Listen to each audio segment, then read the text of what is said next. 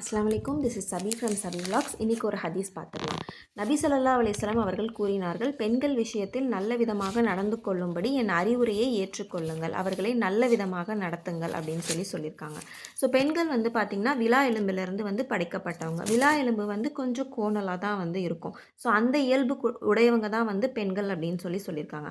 அதனால் அவங்கக்கிட்ட கொஞ்சம் சாஃப்டாக நடந்துக்கோங்க, சாஃப்டாக ஹேண்டில் பண்ணுங்கள் அப்படின்னு சொல்லியிருக்காங்க.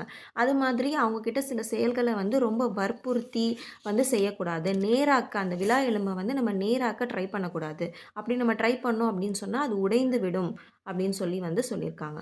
அதனால் பெண்கள் கிட்ட எப்போவுமே மென்மையாக நடந்துக்கோங்க மங்களே. ஏதாவது ஒரு விஷயத்த நீங்கள் கன்வே பண்ணணும் அப்படின்னா சாஃப்டாக சொல்லுங்கள், அன்பாக சொல்லுங்கள், கண்டிப்பாக கேட்டுப்பாங்க. அதனால் எல்லாருமே பெண்கள் கிட்ட சாஃப்டாக நடந்துக்கோங்க.